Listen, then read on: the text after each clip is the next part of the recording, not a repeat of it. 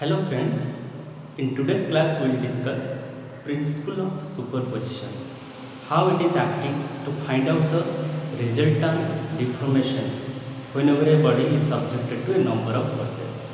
The method by which we are finding out the resulting deformation in such cases is known as principle of superposition. That means suppose we are having a body and different cross sections are there. Suppose this is one cross section, this is another cross section, and forces are acting in different manner, maybe tensile or compressive. Let this is P1, this is P2, P3, P4. So in principle of superposition, what we are going to do? Now we will take consideration into individual section. P1, P2, the effect of P1, P2 on this section. P2, P3 on this section, P3, P4 on this part. So we will consider the individual forces on different sections and we will calculate the elongation due to those forces. What will the resultant deformation? The resultant deformation is nothing but sum of these deformations of individual sections. That is nothing but the principle of superposition. What is the meaning of principle of superposition? Now, whenever a body is subjected to a number of forces in its outer edge as well as some other sections, then the method of finding out the resulting deformation will be equal to the algebraic sum of the deformations occurred due to the forces on individual sections. Let due to this P1, P2, let delta L1 is the deformation on this section.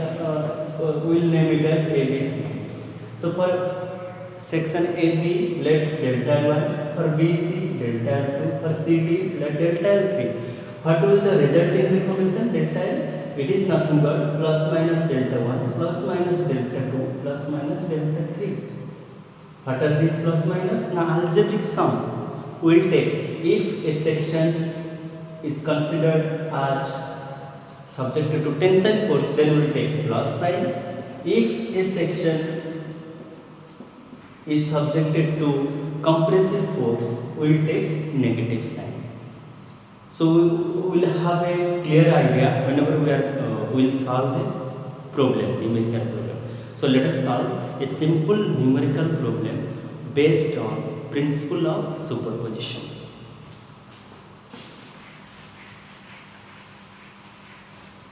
So take a problem.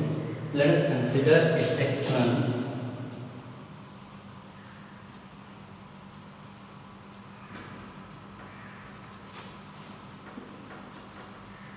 let here 50 kilonewton is acting. In this side 30 kilonewton and here 20 kilonewton. Okay. So let the distances are 300 millimeter, 500 millimeter. So here to here 300 millimeter, from here to here 500 millimeter. So this is the problem. So we have to find out the resulting deformation. We have to find out the resulting delta L. So there is a procedure to find out the resulting deformation based upon principle of superposition. So one of the method is heat and trial method. What is that heat and trial method? Now this is the body is given. Now we will divide this body, we will partition this body into different sections such that the resulting forces on a particular section will be equal after algebraic sum. What does it mean? Let we name it as A, B, C. Okay.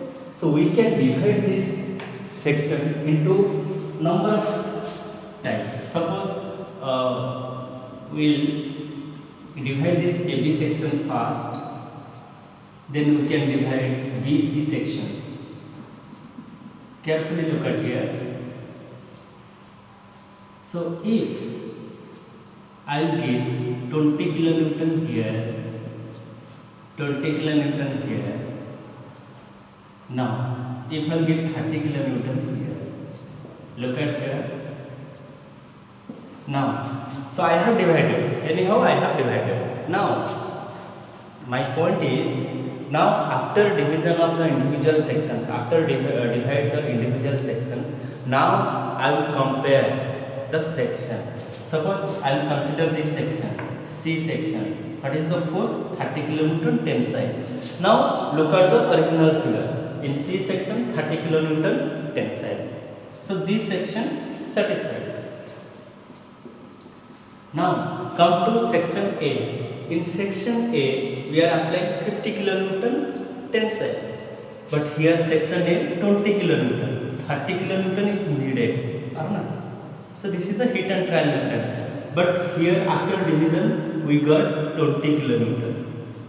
That means I have to divide the section in such a way that after division, if I consider the section A 20 kN here, so I have not divided any other section regarding section A. So here 20 kN, but originally it is given 50 kN. So this is wrong method. The division, the way I have divided the section, it is wrong. Now I will try another one. Let I have to divide the section AB.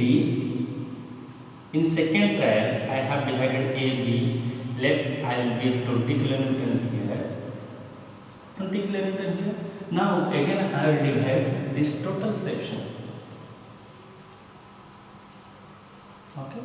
So in C section, what is the force? 30 kN.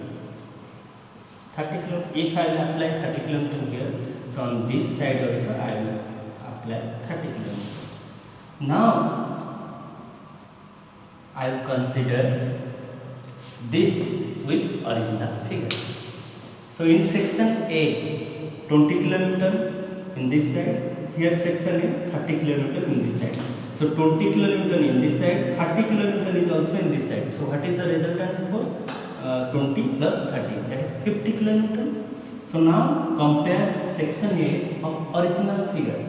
So A 50 kN in this side. Now section A is satisfied.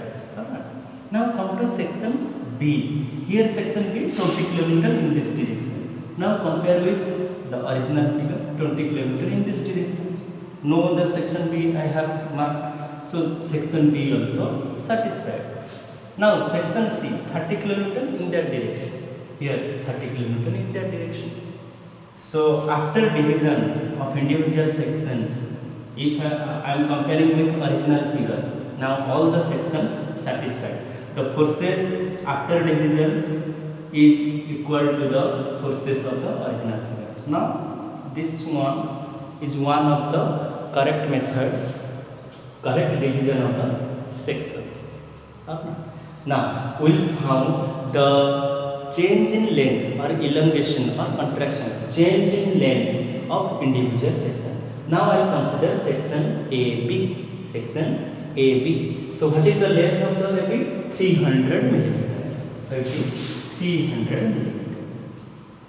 Now what is the length of section AC? 300 plus 500. Total 800. So A to C. So total is 800 millimeter. Okay. So these are given in kilonewton, so we can convert to Newton. That means 20 into 10 to the power 3, 30 into 10 to the power 3. Now I will find out the delta L for this section. So let that is delta L1. So what is delta L1? We know E1 into L1 by A into E, cross sectional area into E. So what is P1? 20 kN. So 20 into 10 to the power 3. L1 is given 300 millimeter, so we will put 300 millimeter by AE. Cross sectional area is same, Young's modulus of this section is same. So this is the delta L1. Now consider section 2, delta L2 for this section. So what is the delta L2? P2 L2 by AE. So what is P2 here? 30 kN. So 30 kN, I will convert that one to Newton. 30 into 10 to the power 3. L2, what is the length? 800 millimeter. 800 millimeter divided by AE. Now, according to the principle of superposition, what is the total change in length? Delta L is nothing but plus minus delta 1 plus minus delta L2. Now, look at this section AB. So, it is subjected to tensile force. So, I have to take plus sign. That means 20 delta L1. Then, consider delta L2. Section AC is subjected to tensile force. So, plus delta L2. So, we can put the value 20 into 10 to the 3 into 300 by AE plus delta L2 30 into 10 to the 3 into 800 by AE. So, if the cross-sectional area and Young's modulus of velocity is given, then put the value. We can take AE common. So, here 20 into 10 to the 3 into 300 plus 30 into 10 to the 3 800. So, this is nothing but change in length based upon principle of superposition. This is one of the method. This is the one of the hit and trial method. We have applied hit and trial method and we got this section. You can get other divisions also. That means let us try. So if I take, suppose this is the original figure, this is the third attempt. Okay. This is the original figure, 30 kilonewton, here 20, here 50. Now I will divide this section in some other way. This is one of the method. This is the wrong method because after division I have not.